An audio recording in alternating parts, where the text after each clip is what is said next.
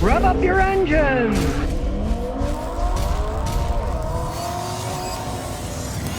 Well, a lot of Tesla owners are mad now because GM and Ford signed a deal that in the future they'll be able to charge their GM and Ford electric vehicles at the Tesla superstations. They can't now. They're not allowed to. If you don't know anything about charging electric cars, you got to be on their system. You have to have a plug that fits into the car. The original Ford and GM configurations weren't the same, but now Ford and GM says, oh, we're going to use the same plug as Tesla.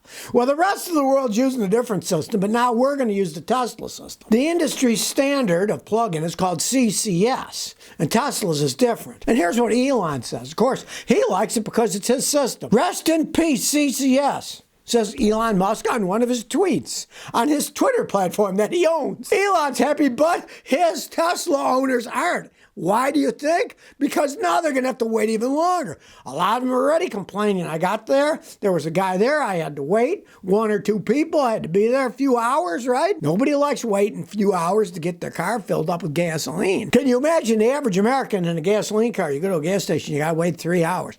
People would be incensed. They would throw politicians out of office and say, this needs to be fixed. Throw the bums out. Put somebody in who can give us gasoline in 5 minutes, right? It's going to be a giant fiasco if they ever do try to pull it off. People will find out what a hassle it really is, and they'll say, no thanks. Maybe they'll come up with solid-state batteries. Toyota claims they're going to have a solid-state battery in 8 or 10 years that will have a range of 1,000 miles. And if they did, that's going to be a game changer for electric cars. No doubting here or there, even though you still have to get the electricity from somewhere. It's not generated from falling out of trees like apples, right? They got to create the infrastructure that doesn't exist to make the electricity and then to send it to wherever you are.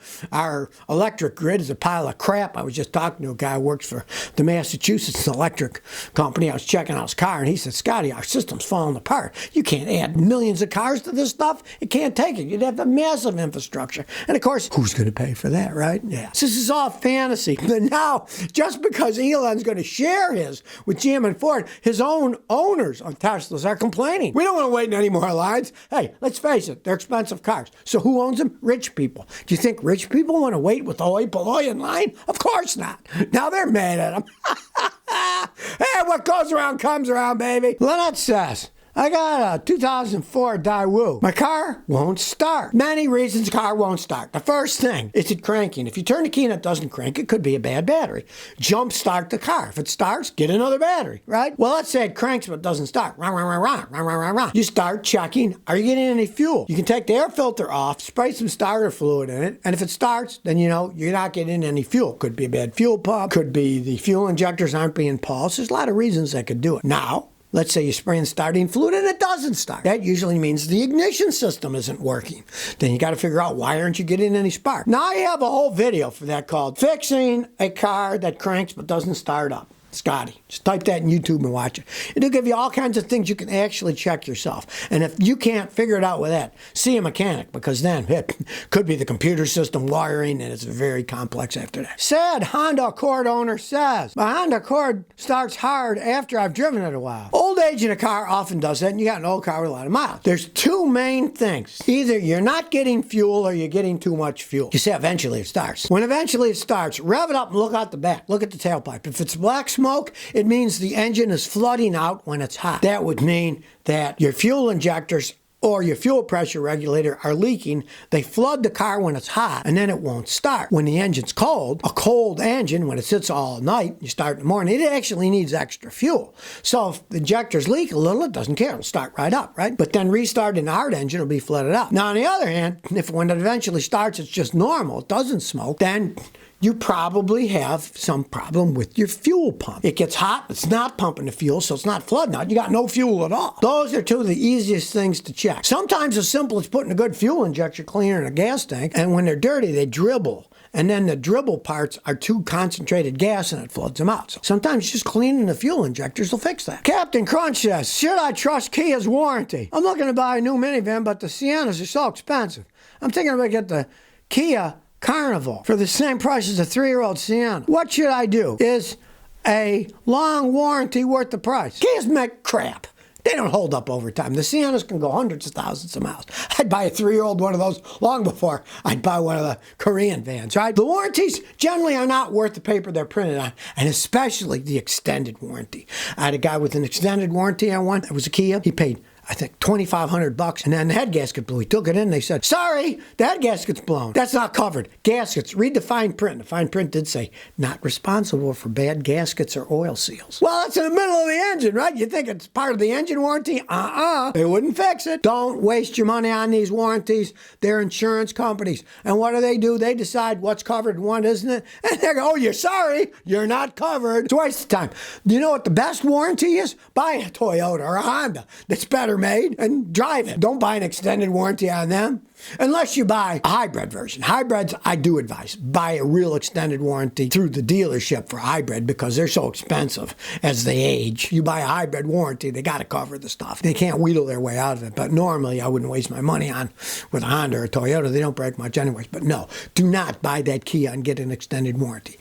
Get a used Sienna. So what if it's used? As soon as you buy the Kia, it's used the next day, right? Rising Forever says, I have no spark. Got a distributor and told the mechanic to install it. He installed the distributor and it has no spark on all cylinders. If you tell a mechanic to do something, they're going to do it. Doesn't mean that's the problem, right? You should have said to the guy, find out what's wrong with my car. You cannot have spark for various reasons. Can be your wiring. Could be the main computer. Lots of things can make you get no spark. Don't just guess. If somebody brought me one of those, first thing I'd test, I'd go to the distributor. I'd crank the engine over and look on my machine. Is spark going to the distributor system? And then is any power going out, right? Power in, power out. In your case, I probably would have found there's no power going into the distributor. So I would not go and replace the distributor because it's not getting any power. It's like a toaster. If it's not plugged in, it's not going to work, right? You got to find the root cause when you have an electrical thing.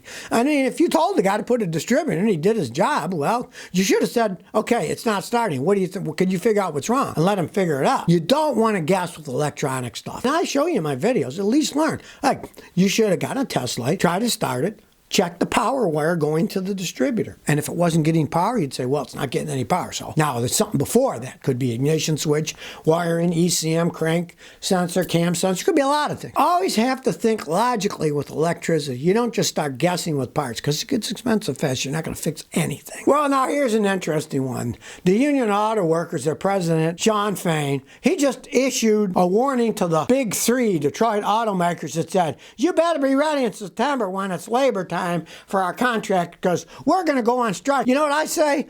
The Shawn Fain guy seems to be a big posture because he tried to force the workers in Ohio plant to get really crappy deal. They haven't settled that because every settlement that the UAW Shawn Fain guy came up with was screwing the workers over, and the workers all rejected it unanimously, right? But now he's talking through his hat. Watch out, we're going to go on strike against the big three, right? La, la, la. Let's see what happens in September. Is this just saber rattling? I mean, we get saber rattling all over the way, from military stuff to political stuff. They have no intention of actually doing anything, but they rattle the sabers to make it sound so they can get money in the case of military to build more military stuff that they're probably never going to use on anybody. But this guy's now threatening the big strikes after he already practically sold his workers out in that Ohio plant, right? Let's see. We're going to follow the money this time. Let's see what happens in September.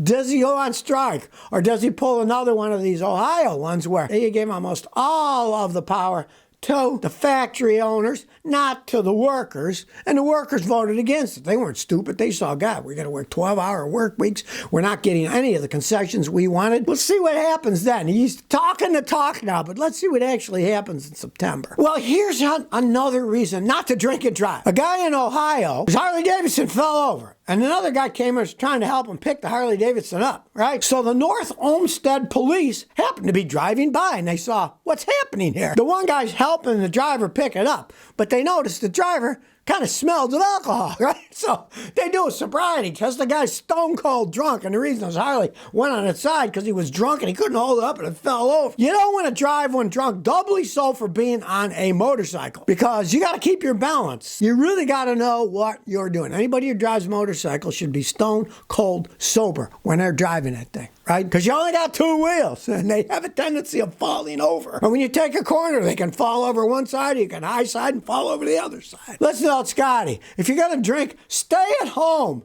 And if you want to drink and drive, get a video game and drive all over the place in your cellar, on your video game, and your big flat screen TV. Don't get behind the wheel when you're drinking, like this fool did. And then he was on the side of the road and the police arrested him. At least he didn't injure anybody else except probably scratched the paint on his Harley Davidson. So if you never want to miss another one of my new car repair videos, remember to ring that bell.